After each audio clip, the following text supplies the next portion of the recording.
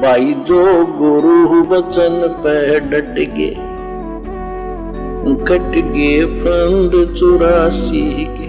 उदाहरण के लिए नंबर 1, शेख फरीद जी पहले मुसलमान धर्म में प्रचलित साधना करते थे, फिर एक तपस्वी फकीर के बताए अनुसार गलत साधना कर रहे थे। स्वयं अल्लाह ताला जिंदा बाबा के वेश में उनको मिले, यथार्थ भक्ति विधि बताई, उनका कल्याण हुआ। शेख फरीद के विषय में अध्याय अल खिज्र अल कबीर की जानकारी में पेज नंबर 194 पर, यानी आगे हम पढ़ेंगे विस्तार से। नंबर 2, अल्लाह और किसको आके मिला? एक तो शेख फरीद को आके मिला अल्लाह। ये तो मोटे मोटे नाम बताए जा रहे हैं, बाकी तो अल्लाह लाखों को करोड़ों को मिल चुका है, लाखों करोड़ों को। हर युग में अल्लाह आता रहता है। यहाँ मोटे मोटे आपको नाम बताए जाते हैं जिनके नामों से दुनिया भली भांति परिचित है। दूसरे नंबर पर आदरणीय धर्मदास जी, इनको कबीर अल्लाह मिले, सशरीर मिले, धरती पे आके मिले, मनुष्य शरीर में प्रकट होके मिले। धर्मदास जी बांधवगढ़ को मिले, जो श्री राम, श्री कृष्ण, श्री विष्णु तथा श्री शिव जी को पूर्ण परमात्मा मानकर इन्हीं की भक्ति पर दृढ़ था। पूर्ण ब्रह्म जिंदा बाबा के वेश में, यानी अल्लाह कबीर जिंदा बाबा के वेश में मथुरा शहर भारत में तीर्थ पर मिले। उस सच्चे मालिक की अपनी जानकारी दी, यानी जिंदा बाबा के रूप में आके अपने से अन्य किसी और को परमात्मा बता के और धर्मदास जी को समझाया। सत्य साधना की विधि बताई, यानी सच्ची इबादत बताई। धर्मदास जी ने अपनी गलत धारणा तथा गलत साधना त्याग कर सत्य साधना परमात्मा कबीर जी द्वारा बताई करके मानव जीवन धन्य किया। फिर वो कादिर अल्लाह कबीर धरती पर मानव शरीर में प्रकट होकर किसको मिला? संत दादू जी को मिला। संत दादू दास जी को मिले। दादू दास जी मुसलमान धर्म में थे और ये तेली थे, इनको भी आके मिले, उनको सत्य भक्ति बताई, उनका कल्याण किया। नंबर 4, फिर वो कादिर अल्लाह कबीर स्वामी रामानंद जी को आके मिले। स्वामी रामानंद जी महर्षि को काशी शहर भारत में मिले। जब अल्लाह ताला कबीर जी लीला करने के लिए धरती पर 120 वर्ष रहे, स्वामी रामानंद जी ने अधूरा मैनुअल यानी चारों वेदों व गीता वाला ज्ञान भी ठीक से नहीं समझा था। ये पंडित रामानंद जी बहुत ज़्यादा विद्वान माने जाते थे भारतवर्ष में उस समय 650 साल पहले, जिनके नाम के आज भी पंथ चल रहे हैं। लेकिन वो भी शैतान के द्वारा, काल के द्वारा दिए गए आधे अधूरे ज्ञान के आधार से ही अपने आप को विद्वान मान रहा था, क्योंकि वेदों में कंप्लीट ज्ञान नहीं है, गीता में कंप्लीट ज्ञान नहीं है, तो वो भी शैतान द्वारा भ्रमित साधना ही कर रहा था। गलत अर्थ कर रखे थे, यानी वेदों और गीता के श्लोक के। गलत साधना श्री विष्णु जी को पूर्ण परमात्मा मानकर कर रहा था।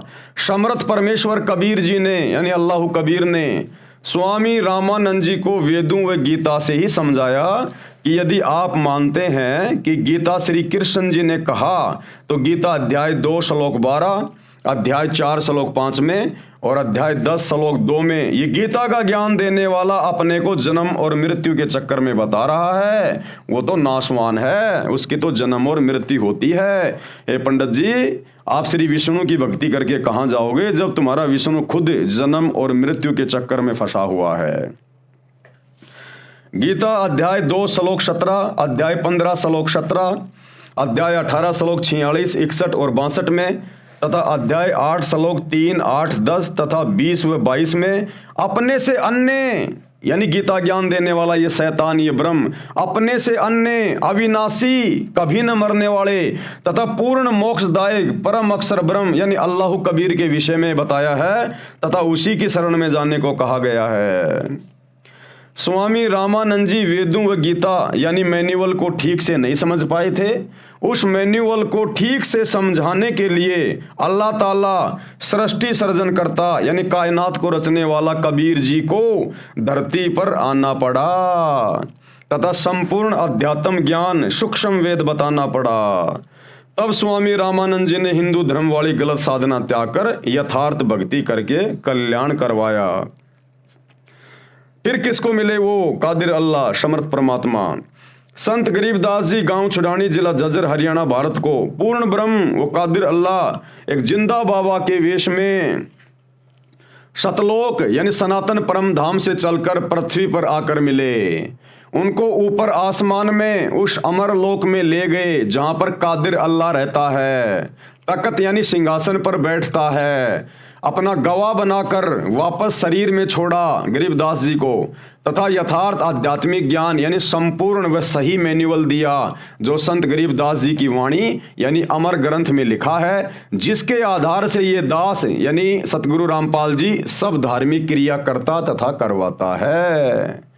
वो यथार्थ मैनुअल भक्ति का, अल्लाह कबीर का, वो वर्तमान में आदरणीय गरीबदास जी महाराज जी का सदग्रंथ साहिब है, जो उन्होंने 300 साल पहले लिखा था, जब ये अल्लाह कबीर अल्लाह ताला एक जिंदा बाबा के रूप में गरीबदास जी को मिले, जब वो 10 वर्ष के थे और अपनी गायें चरा रहे थे अपने खेतों में। उस समय ये कबीर अल्लाह उनको मिले और उनकी आत्मा को शरीर से निकालकर ऊपर लेके गए अपने शतलोक में, 7वें आसमान पर, और उनको सारी व्यवस्था दिखाई असंख्य ब्रह्मांडों की। शैतान भी दिखाया, दुर्गा का लोक भी दिखाया, ब्रह्मा विष्णु महेश भी दिखाए, इनके लोक भी दिखाए, किस प्रकार से ये शैतान अपना 21 ब्रह्मांड चला रहा है, जीवों को भ्रमित रखता है। और उनकी दिव्य दृष्टि खोल दी, उनका ज्ञान योग खोल दिया। और गरीबदास जी ने फिर पूरा विवरण नीचे आकर आंखों देखा हाल और सदग्रंथ साहिब के रूप में लिपिबद्ध करवाया पंडित गोपाल दास जी से, जिसमें 24,000 वाणियां हैं और विश्व के प्रत्येक देश की प्रत्येक भाषा के शब्दों का उसमें समावेश है। जबकि गरीबदास जी तो अनपढ़ थे, उनको तो पढ़ना लिखना भी नहीं आता था, लेकिन परमेश्वर ने उनका ज्ञान योग खोल दिया, उनकी दिव्य दृष्टि खोल दी।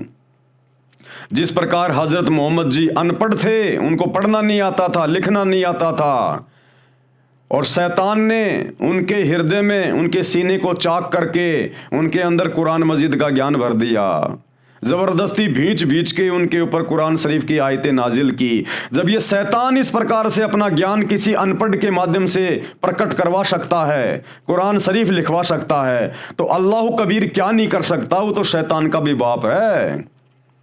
तो गरीबदास जी के माध्यम से, उस अनपढ़ संत के माध्यम से, और अल्लाह कबीर ने उनके द्वारा जो ग्रंथ लिखवाया सदग्रंथ साहिब, जिसके आधार से वर्तमान में सतगुरु रामपाल जी अपने सत्संग करते हैं, सभी धर्मों को समझाते हैं, उस सदग्रंथ साहिब में दुनिया के सभी देशों की सभी भाषाओं के शब्दों का प्रयोग है। अब बताओ, कहने वाले तो कह देंगे कि गरीबदास जी तो अनपढ़ थे, उनको क्या पता। तो अनपढ़ आदमी पूरी दुनिया के सभी देशों की सभी भाषाओं को कैसे अपने ग्रंथ में समावेश में करेगा, कैसे लिख देगा? 24,000 वाणियां लिख के दिखाओ ना कोई। कहने वाले तो इस कबीर परमात्मा को भी जब ये 650 साल पहले आए थे बनारस के काशी में, 120 साल इन्होंने लीला की मानव शरीर में, इनको भी अनपढ़ कहा करते थे, एक जुलाहा कहा करते थे, धानक का बेटा, अनपढ़ कहा करते थे। लेकिन उन्होंने धर्मदास जी के माध्यम से और 1800 पेज का कबीर सागर लिखवाया, कबीर सागर, जिसमें कबीर बीज, कबीर शब्दावली, कबीर दोहावली, कितनी अनमोल वाणियां, अमर वाणियां। क्या एक अनपढ़ व्यक्ति ये ज्ञान दे सकता है?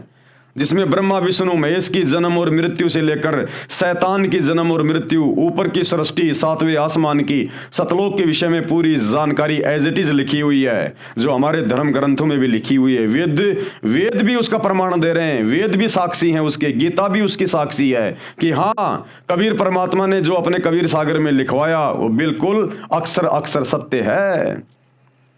तो भैया होने को तो कबीर जी भी अनपढ़ ही थे।